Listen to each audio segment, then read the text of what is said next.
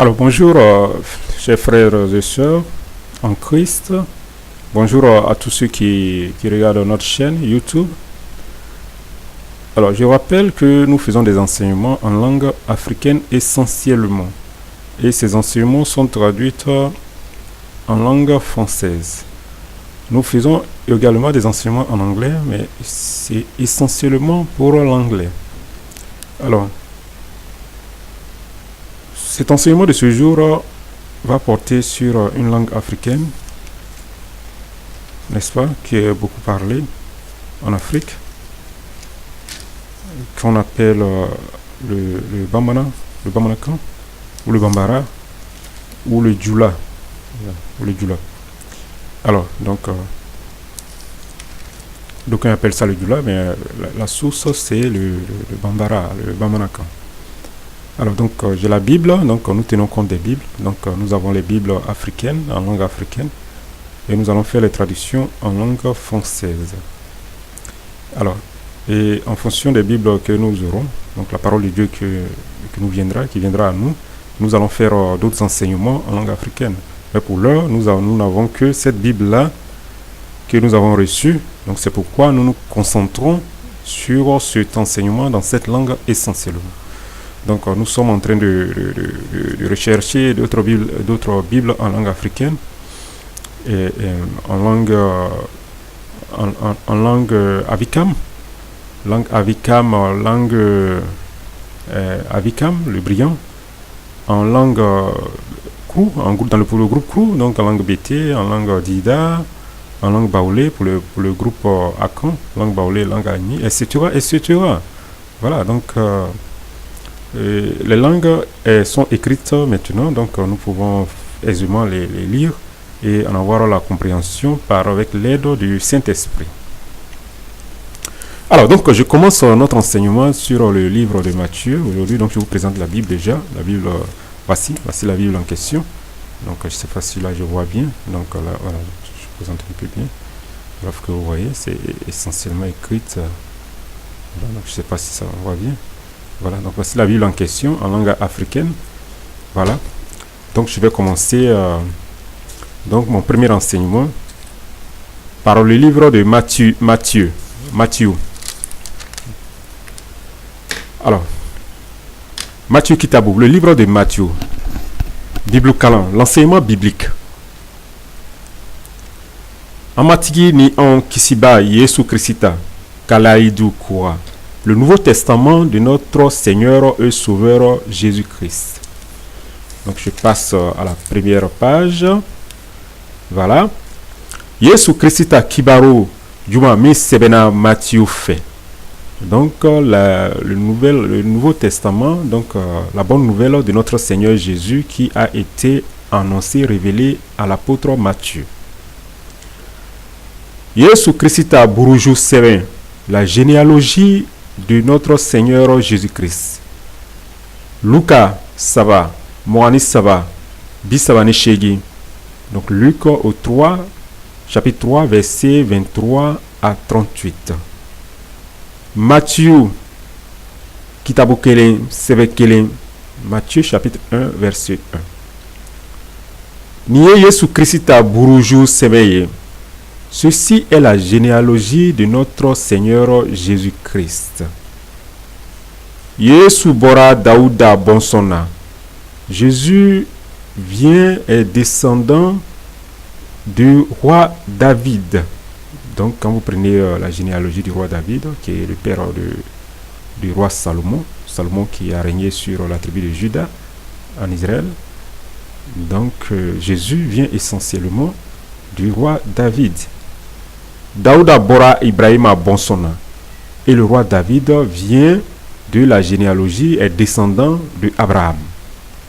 Alors, il est très important de comprendre que de Abraham à David, au roi David, et il y a eu Isaac. Donc, Ibrahim a eu Isaac à Bangé. Donc, Abraham a donné naissance à Isaac. Isaac a eu Jacob à Bangé. Et Isaac a donné naissance à Jacob. Yakuba ye Juda ni Abalimake ou Bangé. Et Jacob a donné naissance à Juda et à ses frères. Alors, donc c'est Jacob qui est le père d'Israël. Donc Israël comptant 12 tribus. Donc vous avez tous entendu parler de 12 tribus d'Israël.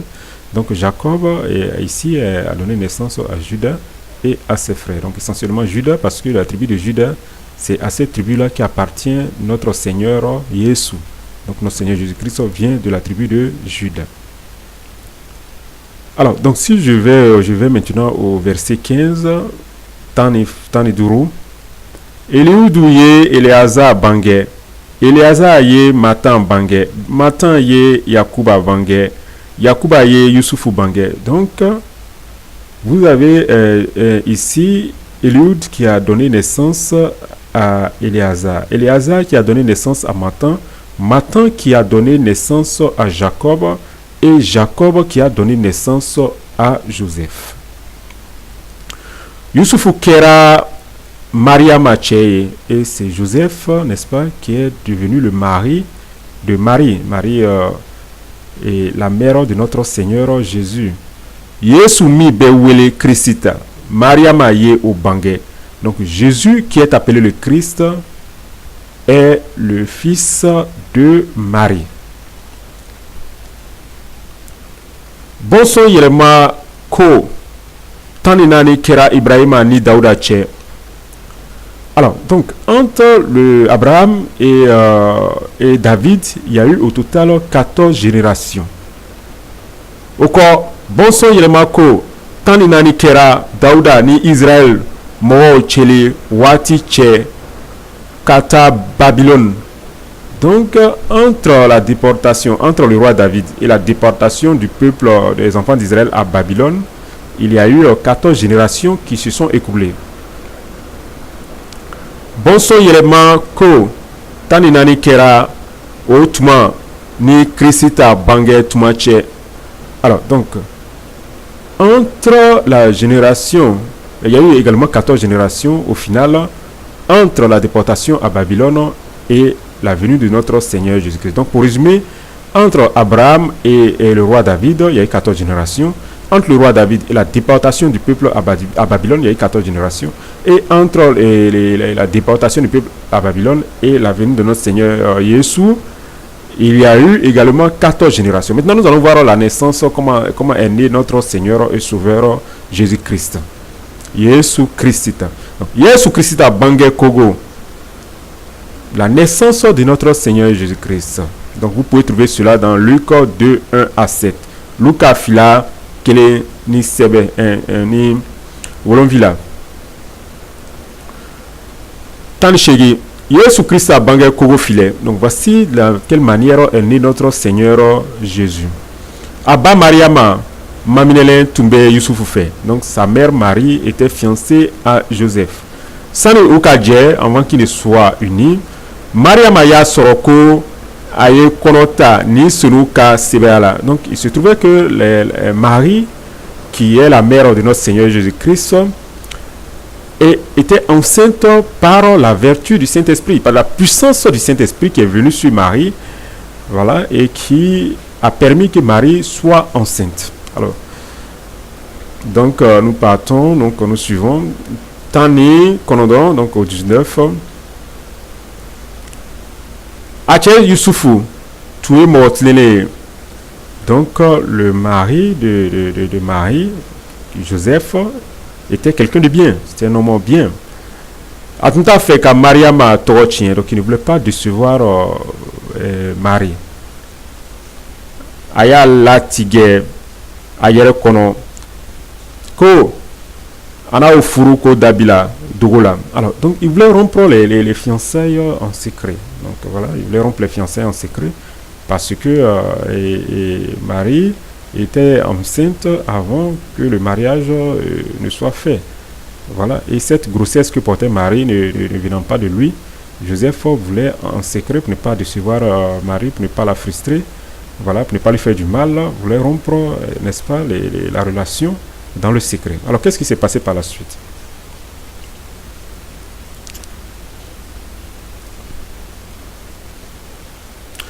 Donc au 20, ka Yusufu to o mirili la, matigi ka meleke do yi yira ala sugu la k'a fɔ a ye ko Dawuda bɔnsɔn Yusufu i kana siran ka Mariama furu.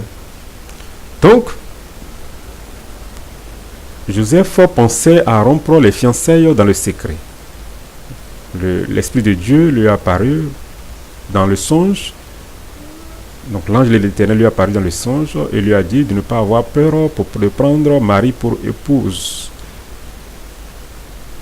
I kana siran ka Mariama furu k'a masɔrɔ a ye kɔnɔ ta ni senu ka sebaya la. Donc l'enfant qu'elle porte vient du Saint-Esprit. Ana denke bange ina o tɔgɔ da Yesu ka tuguni ale na a ka mɔgɔw kisi u ka jurumuw ma. Voilà, donc l'enfant qu'elle porte vient du Saint-Esprit, donc n'aie pas peur de prendre Marie pour épouse, car l'enfant qu'elle porte vient du Saint-Esprit. Voilà, donc et cet enfant, donc c'est un garçon à qui vous donnez le nom sera donné Jésus, Yesu, qui sera le libérateur, celui qui va libérer son peuple de son péché. Alors cette partie est très importante, donc la venue du Christ est très importante, parce que c'est le Christ que Dieu a envoyé, n'est-ce pas, pour ôter le péché, libérer le peuple du péché. Voilà.